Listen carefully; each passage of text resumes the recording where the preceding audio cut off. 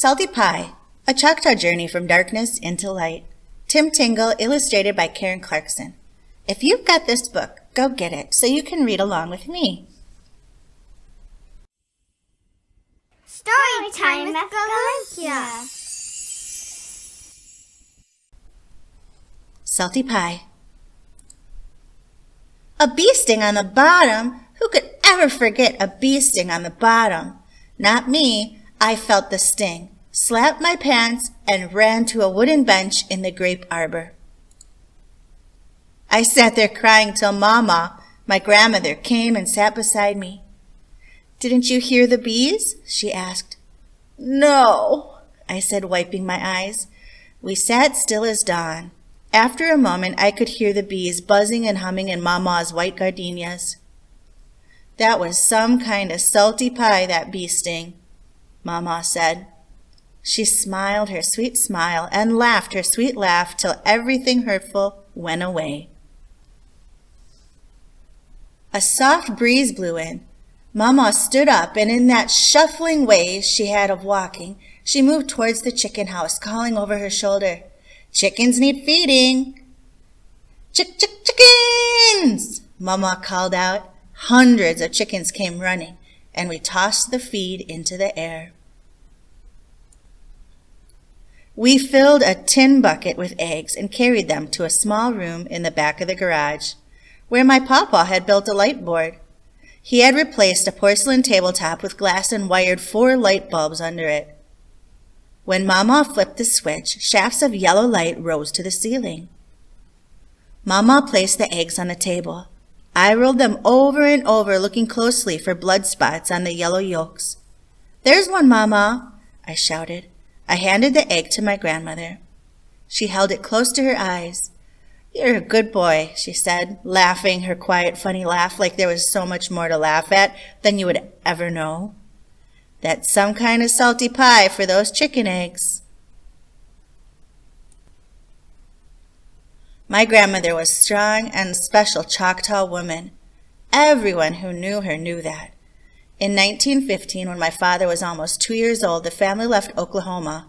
They moved to Pasadena, Texas, to a white wooden house on Strawberry Lane.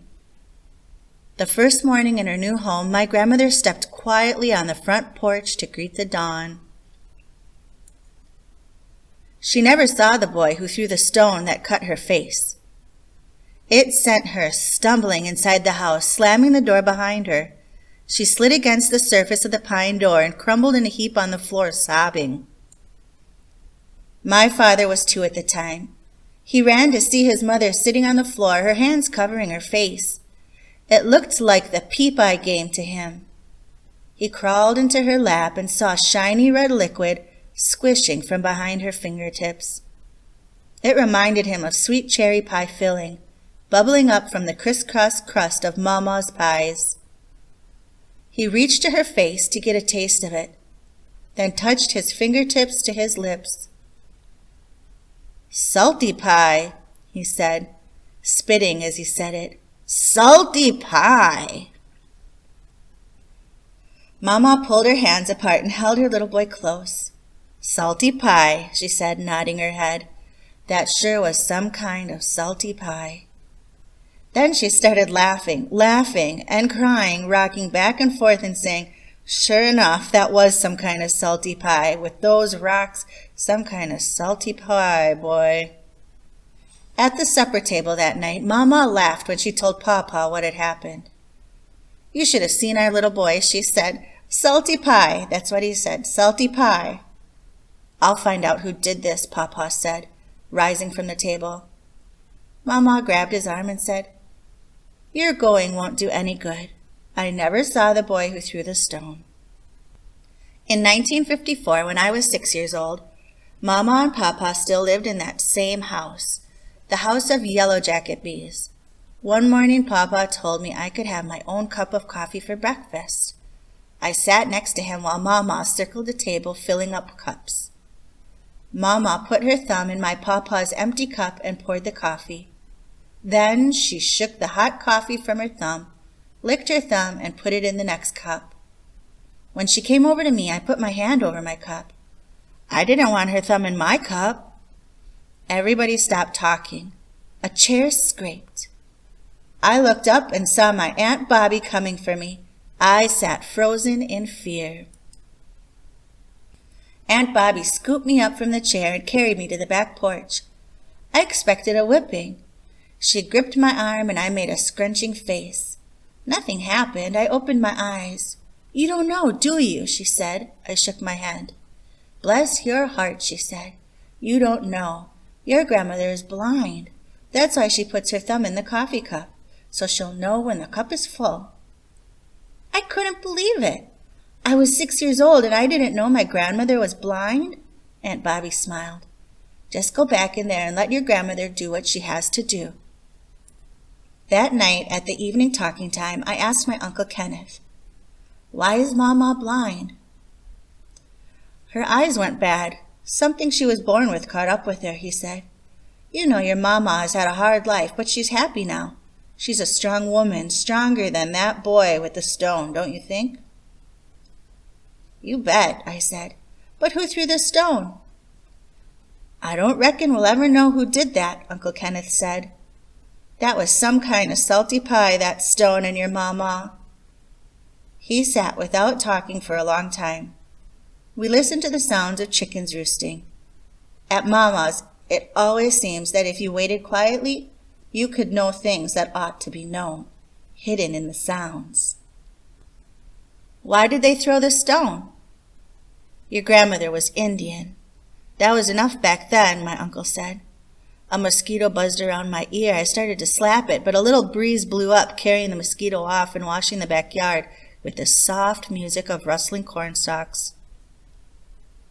What is salty pie? I asked him. It's a way of dealing with trouble, son. Sometimes you don't know where the trouble comes from. You just kind of shrug it off, say salty pie. It helps you carry on. I fell asleep that night to the sweet aroma of gardenias, blooming white and tucked real close to the house. The years passed by, taking forever. In 1970, I was a junior in college. I was studying for an exam when the phone rang. Your grandmother is in the hospital, Aunt Bobby said. Come right away. I drove 4 hours to the hospital and dashed inside. The waiting room was filled with people sitting and standing everywhere. The whole Tingle clan was gathered together. My father stood to greet me. Your grandmother is having an eye transplant, he told me. We may be waiting for days before the doctors know anything. We did wait for days, catching up on news and laughing at old stories as families do. About an hour before sundown of the 4th day, the doctor stepped among us. We'll know soon, he said. A quiet but remarkable change occurred in the room. The light streaming through the window took on a copper glow floating above the green waiting room carpet. It reminded me of the late afternoon sun in Mama's backyard. The spirit of who we were as a Choctaw family was coming alive in the room. We could almost hear the cicadas hum their night music in the Choctaw River bottoms of years ago. The stories continued, but there were fewer words now, and much silent nodding. Many heads were bowed to the moment. My Uncle Boyd told about how hard it had been for Mama as a little girl at Indian boarding school, Tuskahoma Academy in Oklahoma, especially after her father died and there was nobody to take her home for Christmas. We listened, like we were all sharing the same sweet dream for over an hour, till everybody had spoken except my father. He stood up and took his cap off, twisting it in front of him. He was shy and kept us waiting for a long time. The doctor peered through the door and motioned to him. They spoke in the hallway and my father returned. It was so right that my father, who had given us this word 50 years ago in a moment of childhood misunderstanding, would now take it away in a moment of enlightenment. He lifted his eyes and spoke. No more salty pie, he said. Mama can see. It seemed like all of our Mama's troubles and all of our Choctaw troubles had led up to this moment. No more salty pie, your grandmother can see. The next morning, Aunt Bobby lined up all 32 of the grandchildren, myself and my cousins, outside of Mama's hospital room. "Your grandmother wants to guess who each of you are," she said. That's when I realized Mama had never seen any of her grandchildren. Aunt Bobby hugged us one at a time and whispered, "When you enter the room, be sure to tiptoe. If you walk in your usual walk, she will know who you are by the sound of your footfall." That is the real blessing of my grandmother. Blind as she was, she taught so many how to see. We all leave footfalls everywhere we go. We change people we meet. If we learn to listen to the quiet and secret music, as my mama did, we will leave happy footfalls behind us in our going. Yawanko, thank you for listening. Onogiwa. If you enjoyed this video, push the like button and don't forget to subscribe.